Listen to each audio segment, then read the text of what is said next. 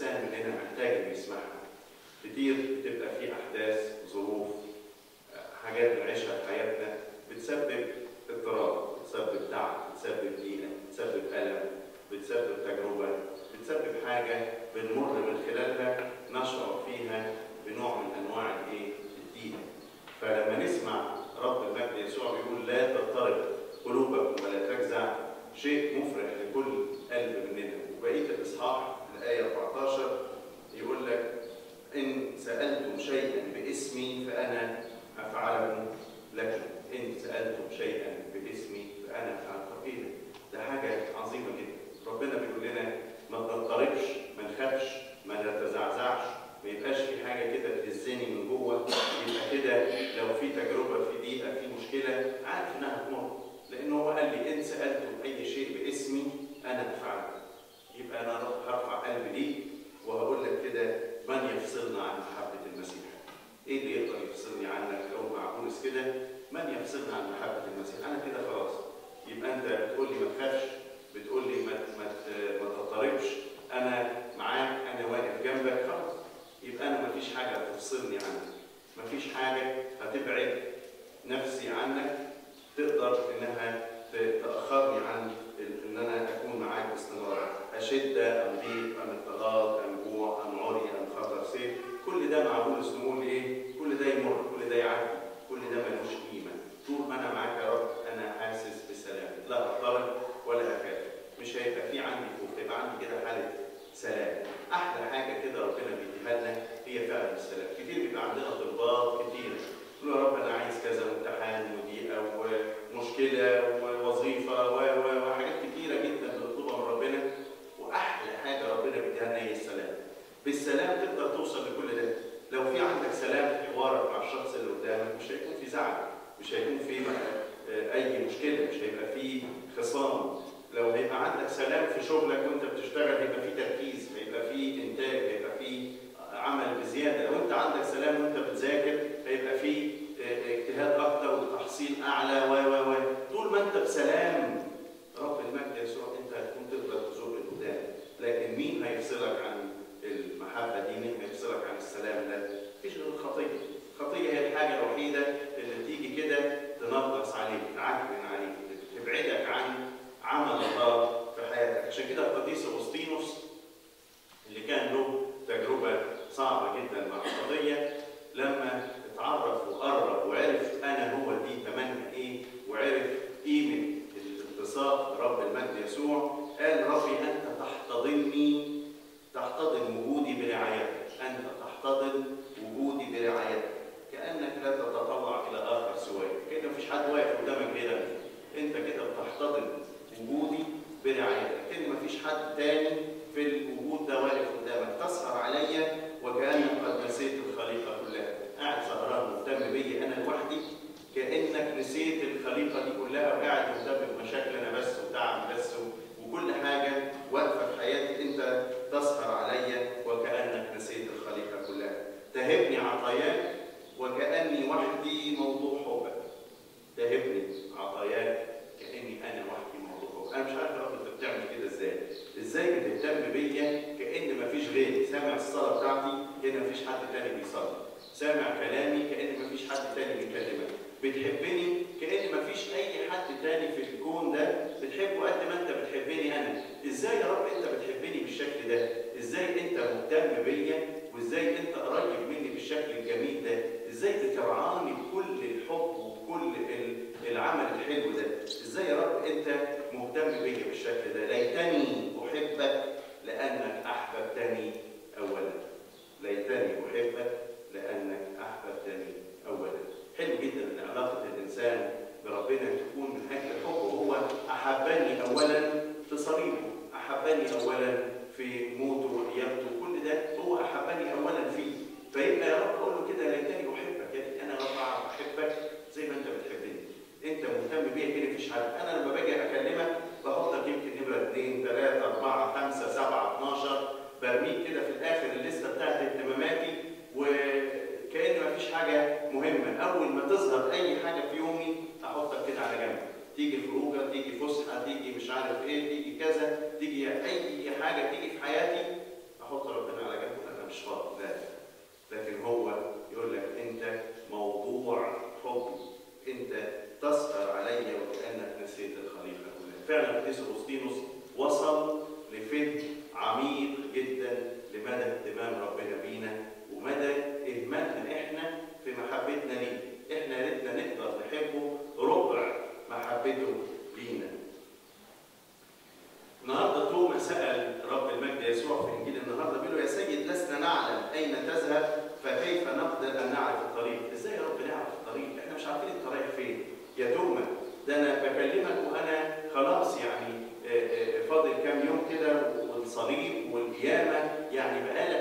معايا، انت ما شفتش لعازر لما قام السبت اللي فات، ما شفتش المعجزه بتاعت اشباع الجموع، ما شفتش كل المعجزات دي. جاي دلوقتي بتقول لي يا رب لا لسنا نعلم اين تذهب فكيف نعرف الطريق. كتير احنا كمان بنسال بس انا مش عارف السما دي بتطلع منين، مش عارف اعمل ازاي، مش عارف اتصرف ازاي. لا اصل هو، وتبتدي تعقد الامور وتوضع عليها كده فلسفه وتوضع عليها فكر وتوضع عليها حاجات، والموضوع بسيط. النهارده رد عليه انه انا هو الطريق والحق والحياه. انا هو الطريق اللي تمشي فيه بالحق عشان توصل للحياه. ايه السؤال؟ يعني مش بيستنكر عليه السؤال بقد ما هو بيقول له امشي معايا، انت بقالك مده طويله جدا بتتبعني. كانت الكلمه اللي بيدعو بيها التلاميذ اتبعني انت. انا قلت لك اتبعني وانت تبعتني، فانت كده ماشي ورايا في الطريق، يبقى انا بالنسبه لك ايه؟ انا الطريق. وطالما انت ماشي ورايا يبقى انت تؤمن بيه، يبقى انا بالنسبه لك ايه؟ انا الحق، انا الحقيقه اللي انت ماشي وراها. يبقى بالتالي هتوصل للحياه. اتبع خطواتي وهتوصل. كلمه تلميذ مش مجرد واحد بيتلقن او واحد بيسمع او واحد بيتعلم، ده انسان مدعو ان يصير مثل سيده. يعني كده وظيفه المدير هيمشي وعايزين واحد يحل محله، يجيبوا واحد يقعد معاه فتره يتعلم منه عشان يستلم، يعمل نفس الشغل بنفس الطريقه زي البروسيديورز اللي موجوده في الشغل، موجوده علشان نتتبعها، نعمل من خلالها. الناس بتجتهد علشان تضعنا وضعت، الناس بتمشي فيها بتعمل، ويبقى في كده نظام في العمل. هو المسيح جه وضع لنا دي عشان نكون ماشيين على قدوته وعلى مثاله. هو الطريق اللي احنا ماشيين وراه علشان نقدر نحقق التارجت ان احنا يكون لنا الحياه الابديه.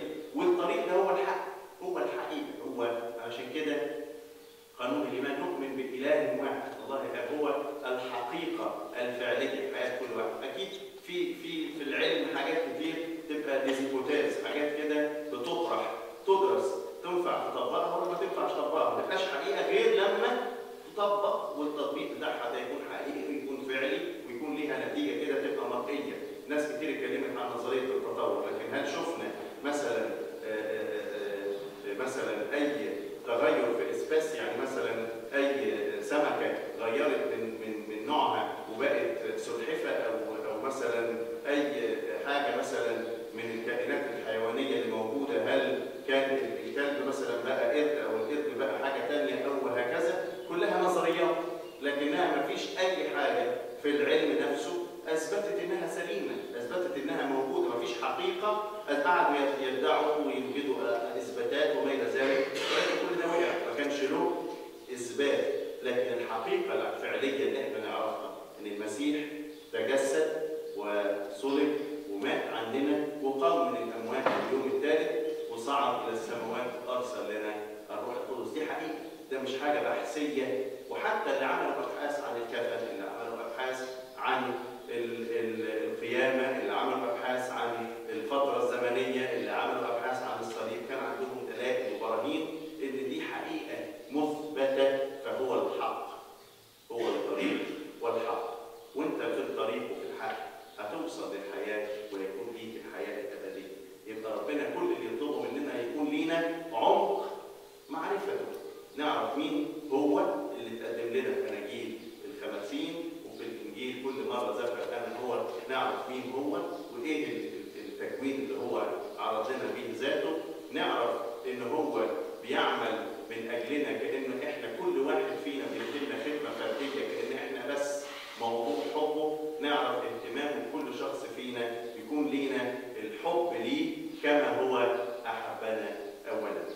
Aujourd'hui, nous sommes le 5e dimanche de la période pascale et les évangiles de cette période pascale représentent un chemin qui nous mène vers l'ascension, qui nous mène vers le Christ qui est monté aux cieux et nous a envoyé le Saint-Esprit. Et dans ce chemin, on a vu à plusieurs reprises, dans plusieurs dimanches, les lectures nous présentent le mot « je suis ». Je suis le pain de vie.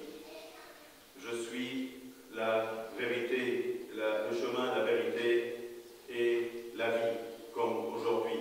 Et d'ailleurs, le premier dimanche, c'était le dimanche de la Thomas qui était dans le doute. Le Christ est apparu pour effacer le doute et enraciner la foi dans son cœur. Ensuite, c'était « Je suis le pain de vie ». Ensuite, l'eau vive avec l'évangile de la Samaritaine. Et ensuite, le dimanche dernier, « Je suis la lumière du monde ». Aujourd'hui, je suis le chemin, la vérité et la vie. Et la semaine prochaine, c'est l'attente du Saint-Esprit. Après, nous recevons le Saint-Esprit le jour de la Pentecôte. Dans l'évangile d'aujourd'hui, on a une parole qui est très joyeuse. Il commence par un verset très joyeux qui nous dit que votre cœur ne se trouble point.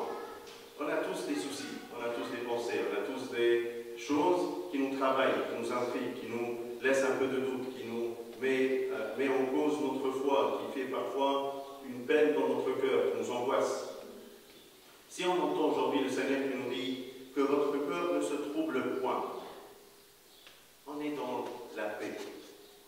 Et dans le verset 14, il complète en disant « Si vous demandez quelque chose en mon nom, je vous le ferai. » Donc si on entend le Seigneur qui est là à notre écoute, qui est là pour répondre à nos besoins, qui est là pour nous dire « Ne t'inquiète pas, je m'occupe de toi, je suis là pour t'aider, je suis là pour rester à côté de toi, te combler, te donner ma paix. » On a toujours des listes de demandes à chaque fois qu'on fait la prière, mais la meilleure offrande et la meilleure demande qu'on peut faire, Seigneur, donne-moi ta paix. Quand je suis dans la paix, dans ma conversation avec la personne qui est devant moi, j'arrive à communiquer sans conflit. J'évite les conflits parce que je suis dans la paix, je suis à l'aise, je suis bien dans ma peau parce que je sais que je porte le Christ qui est en moi, qui me donne cette paix. Quand je suis dans la paix, je peux mieux travailler, je ne suis pas en stress. Le stress ne peut pas me vaincre, ne peut pas me travailler parce que je sais que je suis dans la paix. Quand je suis dans la paix, je suis plus productive dans mon travail. Si j'ai des études, je suis plus productif quand je suis dans la paix. Je travaille, je révise, je sais que le Seigneur est là, il m'écoute, il s'occupe de moi, je suis dans la paix, je suis plus productif quand je suis dans la paix. Donc demandez la paix qui est indispensable pour notre vie. On ne peut pas vivre sans sa paix. Le monde cherche la paix, mais il ne l'a jamais trouvée. Il n'a pu trouver ni offrir la paix à personne. Ils font des conventions, des études, des travaux, des colloques, des conférences pour la paix, mais malheureusement, ils n'ont pas réussi à la trouver. Le Seigneur aujourd'hui te dit que ton cœur ne se trouble point. Je te donne cette paix dont tu as besoin. Si je entends dire cela, je peux dire avec Saint Paul, qui nous séparera de l'amour du Christ? Qui peut me séparer de toi? Si en toi je trouve cette paix, si en toi je suis dans la paix, je n'ai pas envie de te laisser, je n'ai pas envie de me séparer de toi. Rien ne peut me séparer de toi. Serait-ce la tribulation, l'angoisse, la persécution, la faim, la nudité, le péril ou l'épée? Rien de ça peut me séparer de toi. Rien de tout cela peut m'éloigner de cette source de paix qui me donne cette force de surmonter toutes les épreuves et toutes les difficultés de ce monde. En toi, il ne manque vraiment rien, parce que grâce à cette paix, j'arrive à surmonter toutes les épreuves de ma vie. Avec Saint Augustin, je peux répéter, Seigneur, tu embrasses ma présence comme si je suis la seule personne que tu vois, comme si tu vois personne que moi. Je suis la seule personne devant toi, et tu embrasses ma présence devant toi comme s'il n'y a personne d'autre que tu vois. Tu veilles sur moi comme si tu avais oublié toute ta création. Tu veilles sur moi comme je suis, comme si tu avais oublié toute ta création. Tu m'offres tes dons comme si je suis l'unique sujet de ton amour. Mais comment tu as pu faire ça, Seigneur, pour chacun de nous? Comment tu as pu être attentif à chaque personne qui te parle, comme s'il n'y a personne d'autre qui te parle? On a toujours ce sentiment quand on parle à Dieu, qu'il nous écoute, qu'il m'écoute moi tout seul, que personne d'autre lui parle. Il s'occupe de mes soucis, il s'occupe de mes épreuves, il s'occupe de mes difficultés. Il est là pour m'aider moi tout seul. Comment il a fait ça? Comment il a pu me chercher et s'occuper de moi malgré qu'il a plein de créations, qu'il a fait plein de membres, plein de personnes qui vivent sur cette terre. On est des milliards vivant sur cette terre, mais il arrive à s'occuper de chacun de nous comme s'il n'y a personne d'autre autour de lui. On a besoin vraiment de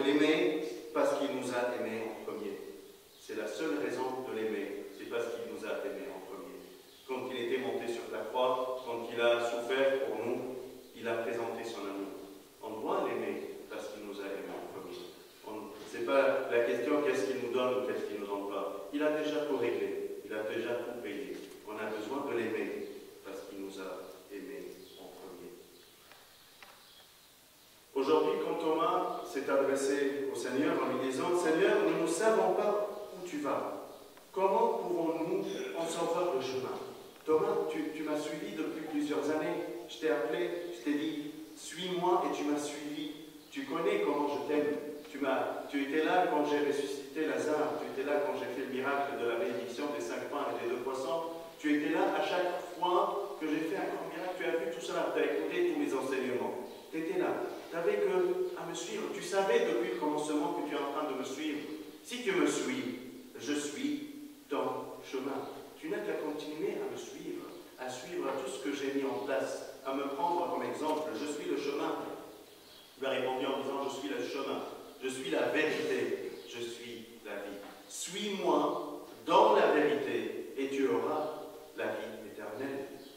Comme dans le travail de chacun de nous, on a des procédures qui étaient mises en place par un responsable et puis ça a été reproduit par les autres. Le Seigneur nous a mis les procédures de la vie éternelle. On n'a que suivre sa procédure, vivre ça, ses sacrements, vivre son chemin. Tout ce qu'il nous a offert, c'est la clé de la vie éternelle. Si on continue à le suivre sur ce chemin, il n'y a pas de chance de rater la vie éternelle. Il a fait pour nous ce chemin, il l'a créé pour nous, il l'a ouvert pour nous. Suivons-le tout le temps, tous les jours, pour arriver à cela. Mais ce chemin, c'est une vérité. C'est une vérité qui est déjà prouvée, on le connaît. C'est une vraie vérité qu'il est mort pour nous, qu'il est ressuscité et qu'il est monté aux cieux pour nous envoyer le Saint-Esprit. Peut-être qu'il y a plein des hypothèses dans la science, mais une hypothèse n'est pas une vérité. Elle est mise en cause à chaque fois qu'on reproduit cette hypothèse en se demandant est-ce qu'elle va réussir? Est-ce qu'on pourra atteindre ce qu'on avait pensé que c'est une vérité? Et à chaque fois, on met en cause cette hypothèse pour la prouver, pour la démontrer. On connaît la théorie de la théorie de l'évolution. La théorie de l'évolution, ça reste toujours une hypothèse, malgré que certaines personnes ont essayé de la prouver, mais on ne voit pas un changement d'espèce. On ne voit jamais un poisson qui est devenu une tortue, ni un chien qui s'est transformé en singe, et les singes qui prétendent qu'ils sont transformés en hommes. Pourquoi il en reste encore des singes? Pourquoi ils n'ont pas réussi cette évolution? Pourquoi cette théorie n'a pas pu être démontrée sur tous les échelles? Parce qu'elle reste une hypothèse qui est dans la science, ouverte à chaque personne pour l'étudier, pour la comprendre, pour essayer de voir si elle comporte des éléments de vérité ou pas. Mais la vraie vérité, c'est que le Seigneur est mort pour toi sur la croix. Et même les recherches qui ont été faites pour démontrer la vérité du linceul de Turin, un témoignage de la résurrection du Christ, ont pu démontrer sa vérité et sa vraie résurrection. La chaleur qui a traversé ce linceul pour faire cette empreinte sur ce tissu en a et en soi une preuve, une vérité qui est laissée comme témoignage pour nous et pour les générations à venir. Tous les éléments que le Seigneur nous a donnés dans sa résurrection étaient des éléments de preuve. Les plus de 500 personnes qui ont donné un témoignage sur sa résurrection sont des vrais témoignages de cette vérité qu'il est ressuscité d'entre les morts pour t'ouvrir le chemin de la vie éternelle. Continue sur son chemin. C'est une vérité dans ta vie. Peut-être c'est la seule vérité que tu peux avoir dans ta vie, que le Seigneur t'a préparé cette vie éternelle. Il t'a ouvert les portes pour y arriver. C'est pour cela qu'on est tous appelés à demeurer et rester dans les profondeurs du Christ pour suivre son chemin et arriver à cette vie éternelle. ربنا يدينا أحبائي إن احنا نكون بنتبعه بكل قلوبنا، بكل تركيز، بكل حب، بكل عمق عشان يكون لينا الطريق